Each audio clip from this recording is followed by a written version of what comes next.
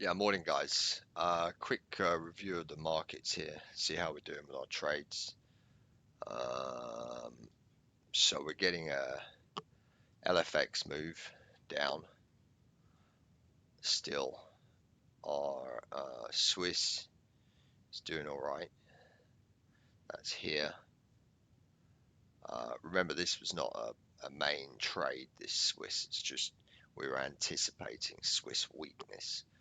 Um, Now we're still, we're anticipating US strength, so it can go sideways while the rest go down, or it can go up while the rest um, go up as well. All this dollar strength here or situation is still built up in here, and that's why we're not seeing as much of a dollar down move today. Um, We'll get rid of this higher level position from yesterday. I don't like having that here.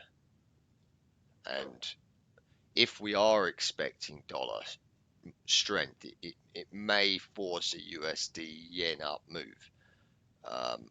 And then the rest would follow. But so on that note, we'll get rid of this Swiss here. And then we'll take this. So we've got some profit. The pound, we'll take the lower one here and the next one here. Same with the euro. This is a terrible entry here. And this is garbage too. We have a higher one, I think, somewhere. Or maybe that's it.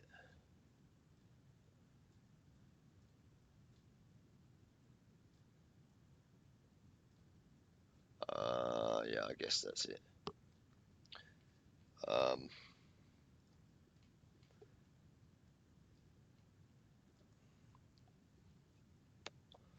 Current open trades. Not bad. Not bad. What's this here? Aussie Swiss. Okay, no problem.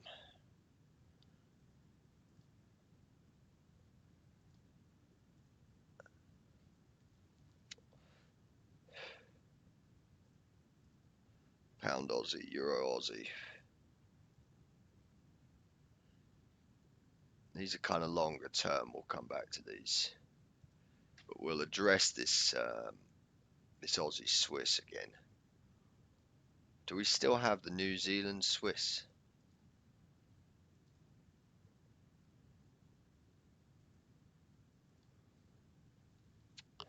Here. Alright, and then we'll go back through and you can see I haven't taken any additional trades that you guys don't know about here. So we're doing alright.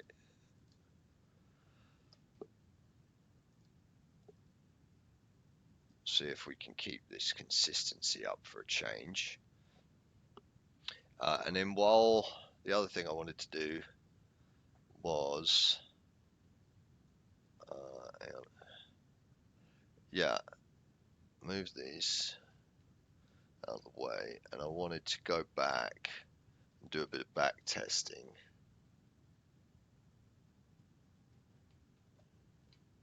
Let me just get this set up here. Alright, so I went back, you've seen me do it before. I close my eyes and I go back to a random point in time. I did this like, I don't know, last night, like midnight, and I went back to an area on the 19th of January, and then I marked that area out.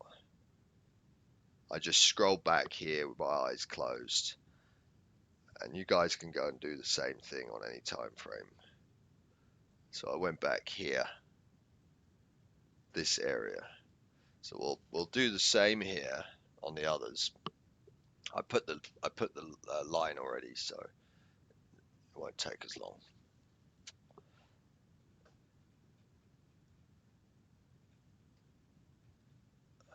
All right.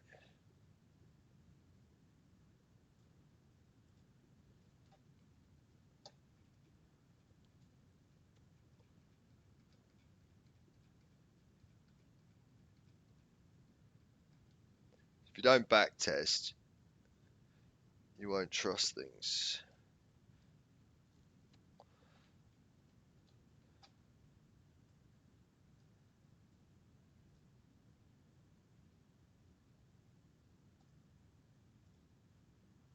Okay.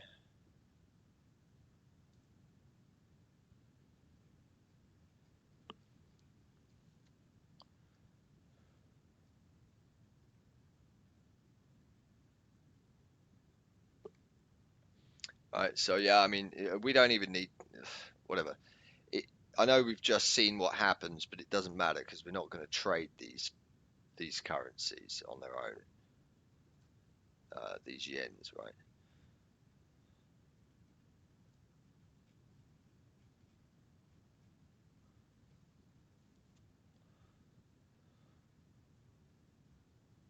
All right. Yeah. Now we'll do the other ones.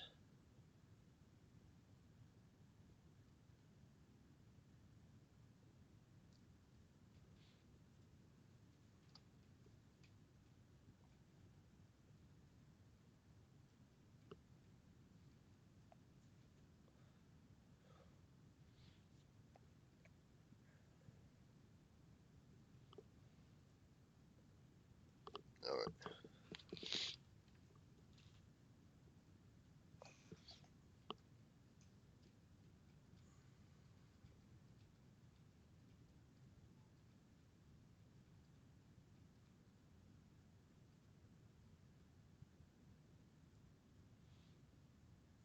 If I didn't do this, it would have taken 5 times as long. So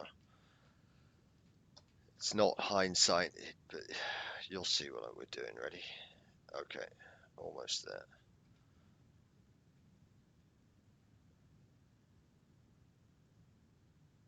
All right. So let's go back to basics here.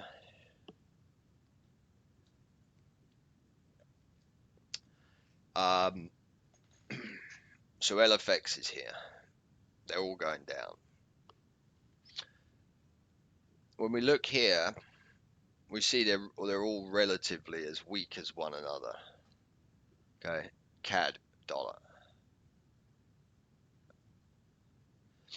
We go to Aussie and New Zealand, and yes, they're weak, but you can see they're tighter against the 4,000, the balance line. So if that's the case, Aussie, it means, is stronger than CAD and dollar at that time. Okay. And New Zealand is as well, but not quite as strong as Aussie. So Aussie so far is the currency we're looking at.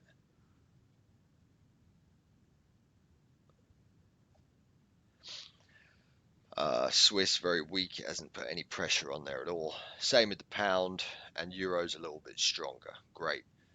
So the trade we would want here is it would be an Aussie Swiss or an Aussie um, CAD would be the two most extreme options. So we'll pull up the Aussie Swiss. Yes, I've put the line on it, but we'll do the same for the CAD. All right.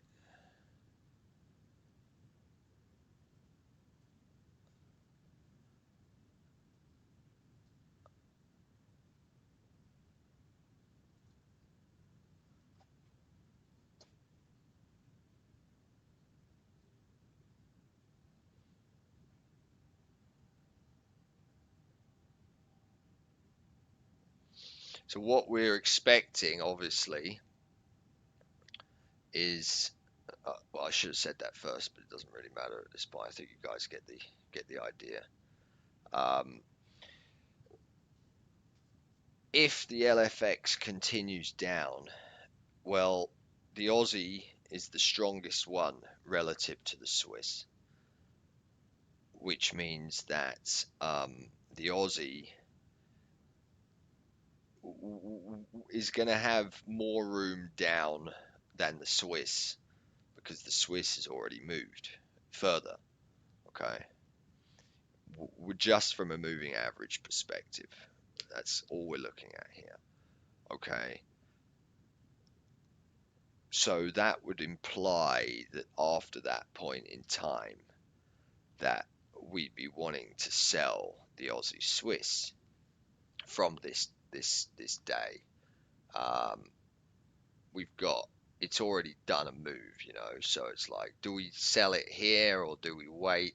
Well, we have addictive personalities, so we're going to probably enter here and enter some more and try to come down for this amount of time, right? And then we'll do the same with the Aussie CAD, given the fact that the CAD, where's the CAD here? Let's try to, we'll pull them over here, look.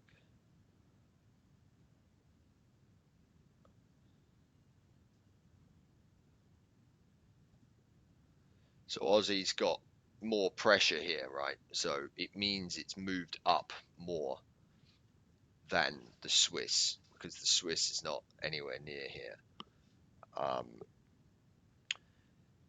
Now, if the LFX goes up, well, that's great because Aussie's already moved closer, so it's got less room to go up while Swiss has not yet moved, giving us a double hedge trade on the Aussie Swiss.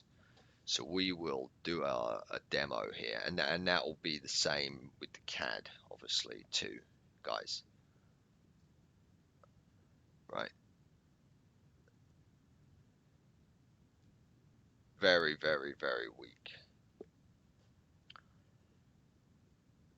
So it would be an Aussie CAD short from this line and an Aussie Swiss short from this line. So let's look what happened.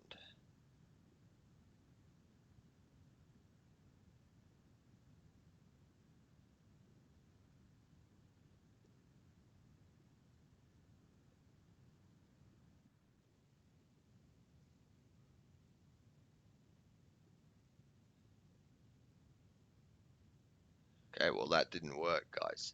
So we have to figure out why that didn't work. Let's see with the CAD.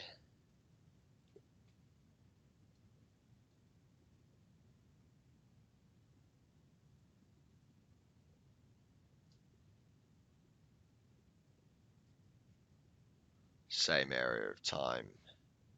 Here it is. We want to be short Aussie CAD. Either way, we slice it, right? But we're wrong. So what's happened here? Well, let's try to find out why we're wrong.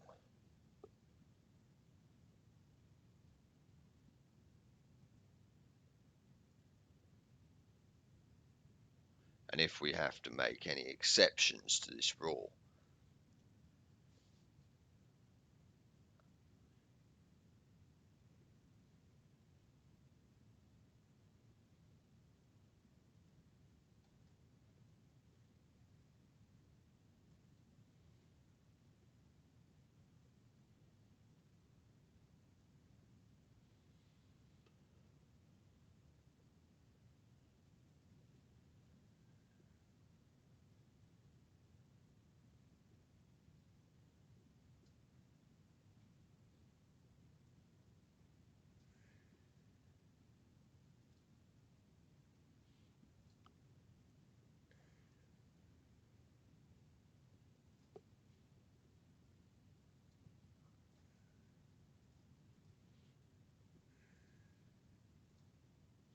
All right.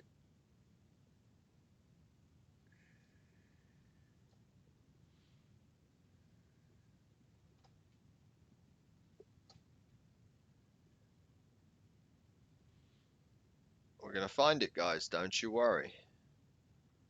What did we not notice? This is why when we're in the moment trading, in the moment, in the zone, feeling it as the week unfolds, we get a better idea of what's going on than when we go back and back test these things. But we can still find what we did wrong here.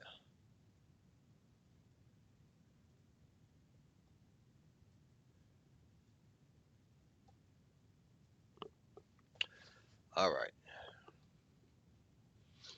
We'll do it again. Let's do it again. Now let's ask ourselves what has put the most pressure on the moving average. Okay. New Zealand and Aussie.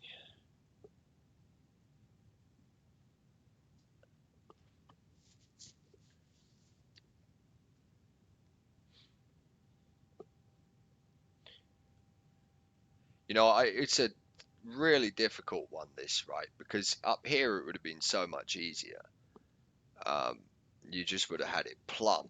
But now it's like, well, you know, they've come this far down, but we have to use the overall perspective uh, for the purpose of this video,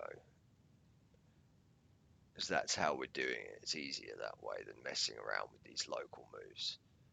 Um, so if the Aussie has put that much pressure on the yen, and if, I mean, what else has happened? Let's try and read something else here.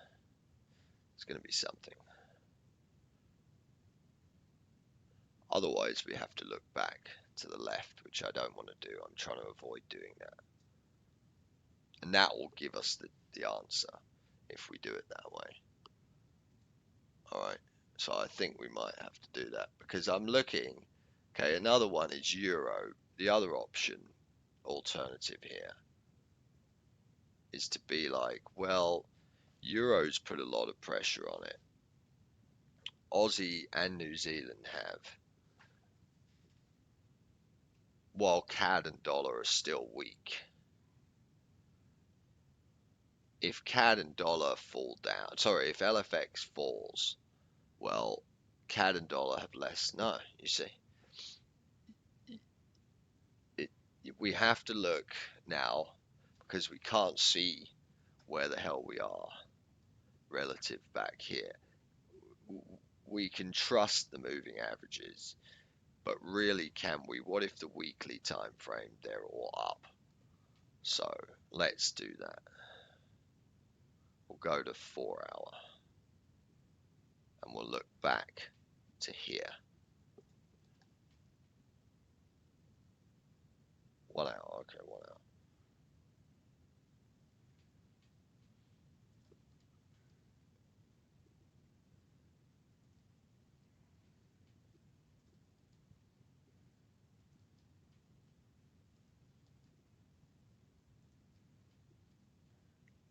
We'll see if the 1 hour gives us the exact same wrong story, because that's what it is. We're wrong, guys. Ready?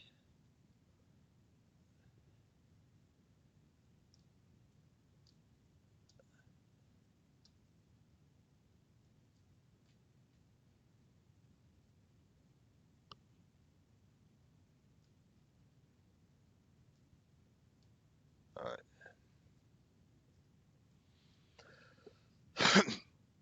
At that point in time, right, LFX weak, down, everything's down.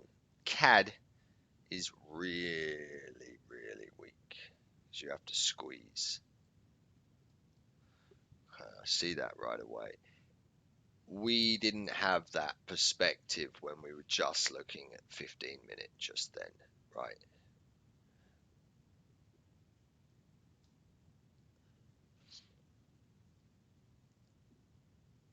New Zealand is weak, but not as weak as CAD. Same as Aussie.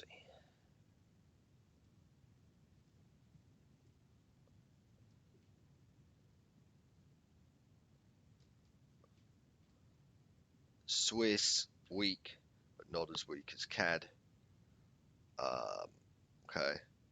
So really, guys, CAD is the move.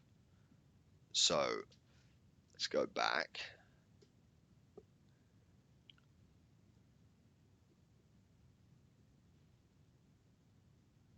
And we'll try to find the most extremes on this time frame without even thinking about our last 15-minute consideration. It's clearly the CAD is the one to take. So even if the Aussie goes up against the CAD, overall that Aussie CAD should fall.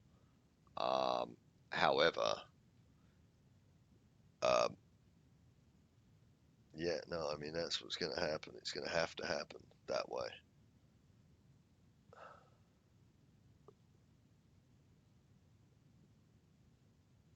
See, the Swiss is tight, so we'd be expecting Swiss to be strong here.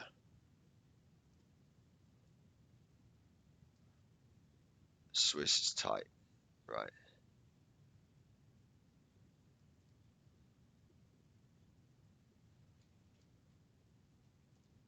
Back here,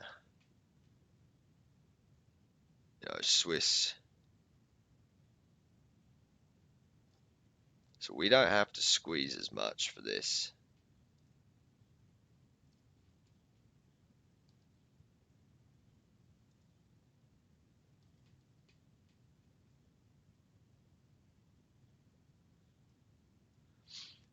It's pretty equal Aussie, Swiss and pound, really. I mean,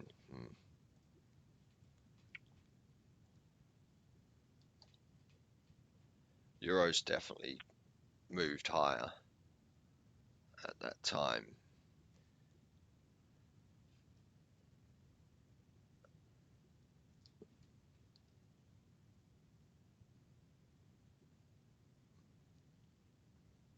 Yeah, no, I'm gonna go with it. I'm gonna go with the Aussie Swiss, the Aussie CAD overall needed to be short. I really am. That's what I want to do. I don't see any other double hedge here, so let's pull that back over the Aussie CAD and the Aussie Swiss, and we'll try to trade it. It has so much. The problem is with it, I wouldn't take it in real life because of where it's at right there. It's done it. It would have been better here. Because after it comes back, there's always that risk of it going back up again, and that will give it some strength. So maybe we could probably wait until here, right, and then revisit it here. So we'll add on a 1 day, 2 days, 3 days, say 4 days, and that's when we want to start shorting Aussie CAD and Aussie Swiss. I know it looks like it in hindsight now, but I think if we were in that moment, that's what would have happened, because I wouldn't have entered a sell here. It's crazy. So 5 days, 1, 2, 3, 4, 5. So start selling here. Go there. So it's good. Um,